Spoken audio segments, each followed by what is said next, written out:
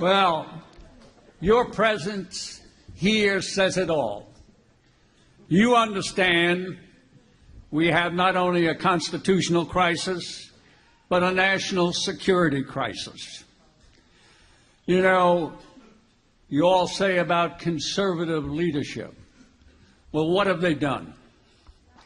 Our conservative leadership has failed to understand they were given control of Congress to stop the fundamental transformation of America, not to facilitate it.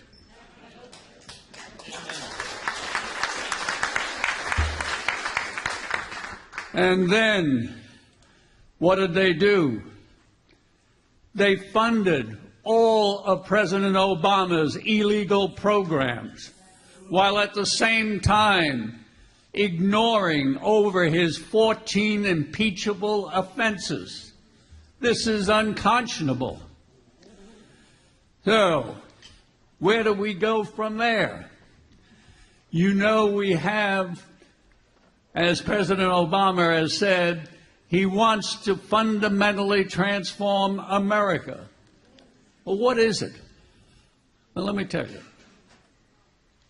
It's un-American, it's anti-Western, but pro-Islam, pro-Iranian, and pro-Muslim Brotherhood.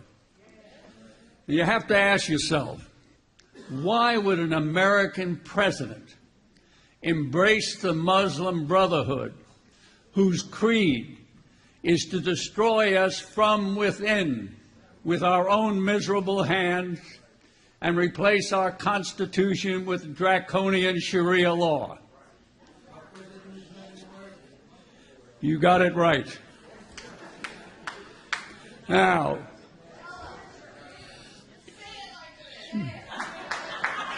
hey, I'm always holding back. Now, you understand we have a serious national security crisis. When you have a president who is not interested in America leading or America winning, then you know the greatest threat to our national security resides at 1600 Pennsylvania Avenue.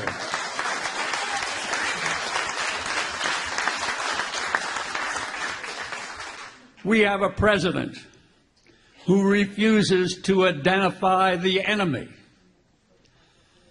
It was Erdogan, when he was Prime Minister of Turkey, who said it best.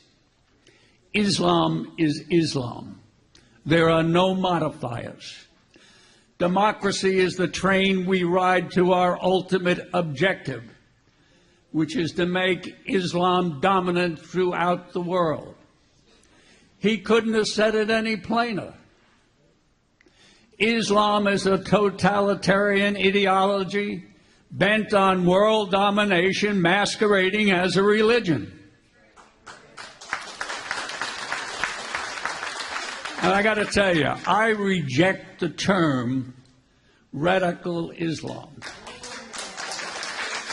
That implies there's some moderate Islam.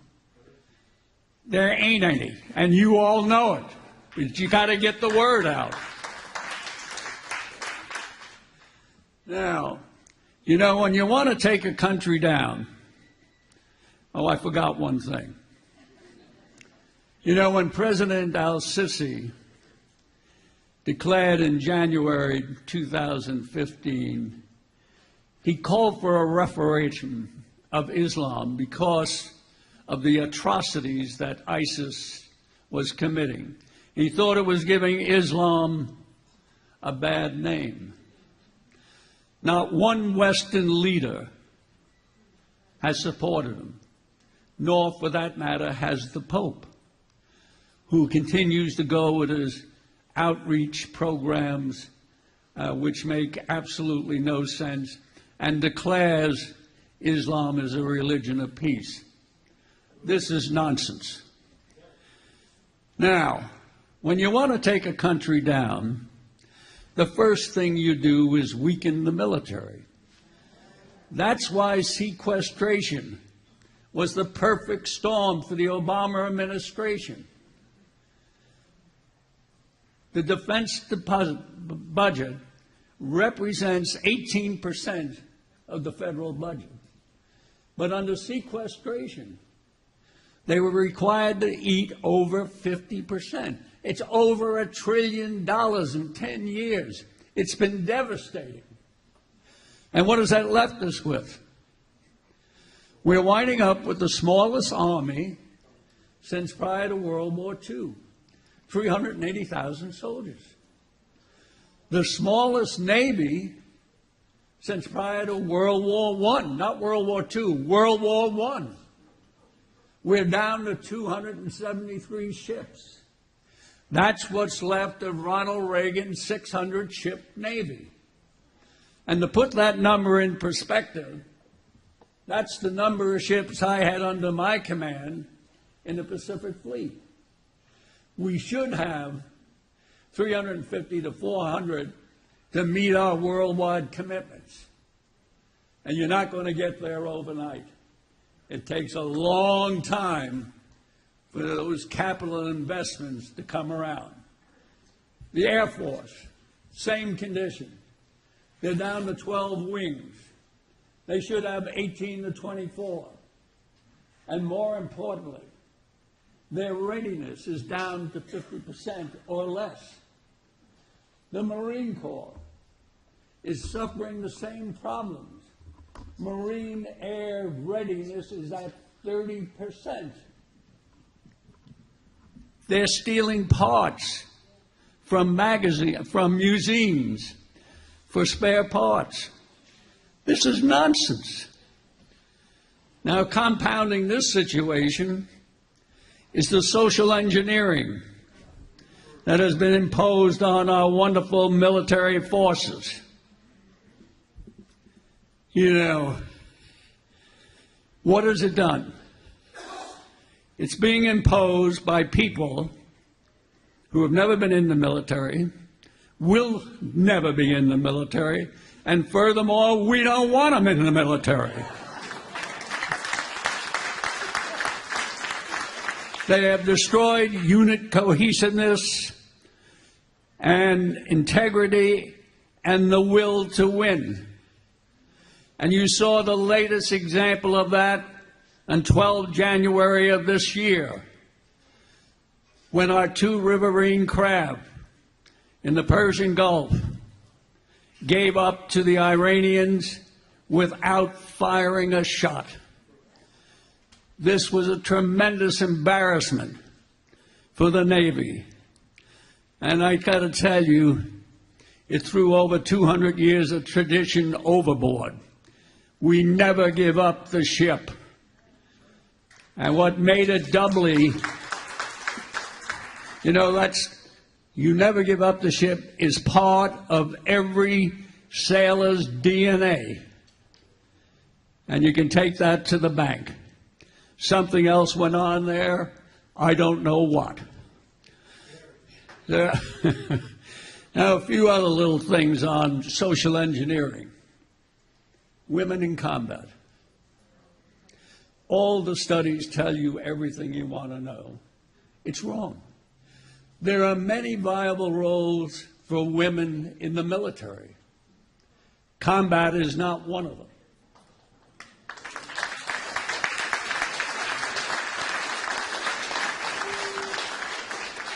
And the latest mandate on transgenders.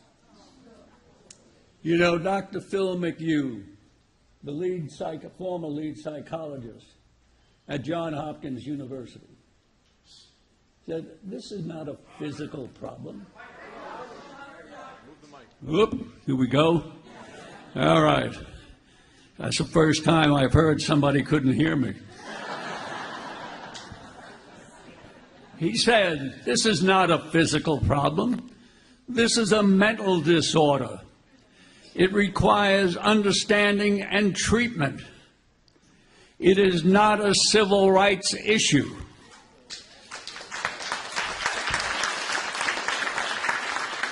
And when the rest of you see Bruce Jenner again, tell him to get a new psychiatrist.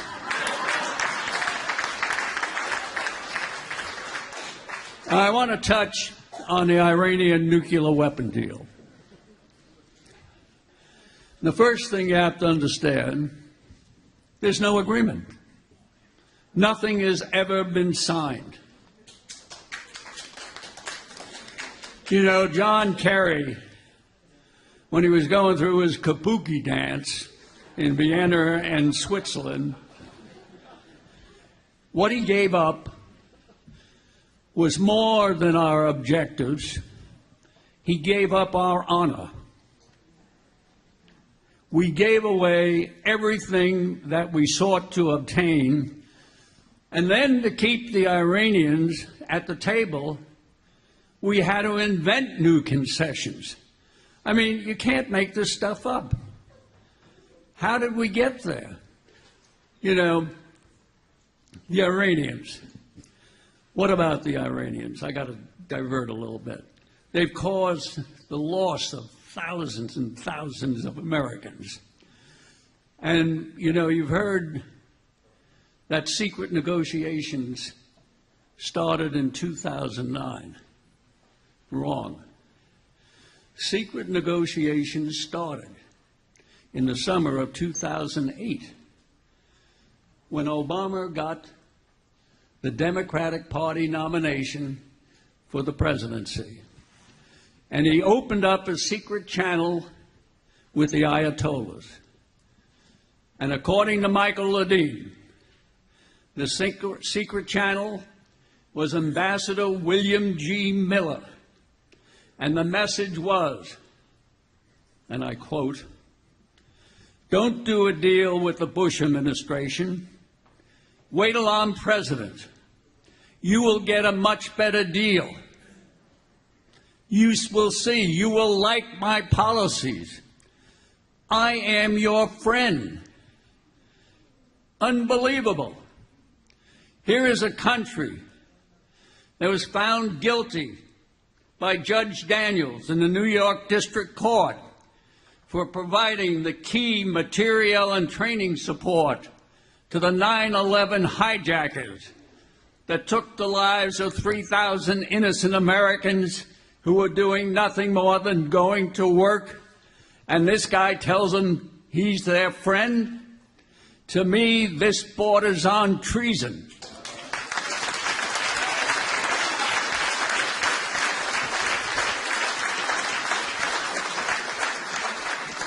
Now let me shift to Benghazi and Libya, where treason was committed. And here we got the pathological liar, Hillary. What went on there?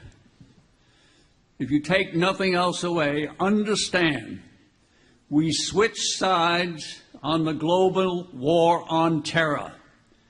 They knew they were funding Al-Qaeda militias, the Muslim Brotherhood controlled militias, and those rebels in Syria who morphed into ISIS.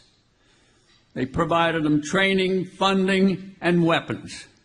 There's no question about it. Now, I can't cover everything in the little time left, but I want to take you, well, let's say one thing. You know, Benghazi never had to happen. Hillary, you know, Gaddafi wanted to go into truce negotiations. He was ready to abdicate. 2 days of negotiations went on. My good friend Chuck Kubik, retired Rear Admiral, was conducting them with African, Carter Ham. They were terminated after 2 days by somebody outside the Pentagon. You can figure out who that was. So what happened? Tens of thousands of people lost their lives. Here's a president who got the Nobel Peace Prize for giving a speech. Yet he couldn't give a few more days for truce negotiations. Now I want to take you to the time just before the attack. And, you know, there were multiple warnings of the attack. I mean, Benghazi was out of control. There were 10 militias running wild. And repeated requests by Stevens for increased security were denied or unanswered. And I got to tell you, who in the hell would know if you provided Stevens with 6 more security guards? Nobody. The same way, Lieutenant Colonel Andy Woods, Special Security Team in Tripoli, if he was kept there until the middle of September, instead of being drawn out the end of August, who would know? Nobody. On the 11th of August, Stevens put out a cable. The security situation is unpredictable. On the 16th of August, he put out another one that said, what did it say? It said the special mission compound cannot withstand a coordinated attack. On the 29th of August, the Libyan government put out a special alert on Benghazi because of the attacks on foreigners and their installations. The CIA, GRS security team, and these are the guys that did the 13 Hours movie. I personally talked to them. They told me there were 10 to 12 days of advance warning. It was posted each and every day on their bulletin board. So, you know, as a combat commander, you never want to be caught short. So you have to ask, why weren't forces pre-positioned? Never happened. And even so, we had forces available that could have been brought to bear. We had C-130 gunships, one at Djibouti, which was 7 hours away. The other one, though, was at Sigonella, an hour and 45 minutes away. We had F-16 aircraft at Aviano. And I got to tell you, they're already loaded with their 20 Mike cylinders for airworthiness. They could have been there in 2.5 hours. We had a 130-man Marine Force recon team in Sigonella. We had the commanders in Extremis Force in Croatia with their own aircraft who could have been there in a matter of hours. They never got authority to go beyond Sigonella. We had a 65-man Marine fast team at Rota who were purposely delayed, making them change into civilian clothes. Mind-boggling stuff on the orders of you-know-who. So here you are, coming up in November.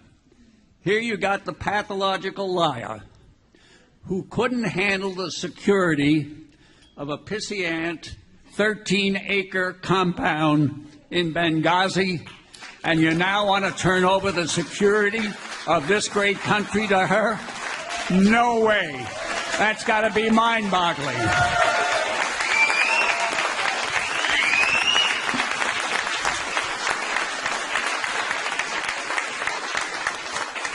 So, comes November, you've got to go out and vote and bring everybody with you. We have to take back America. This is a watershed. God bless you all, and God bless America.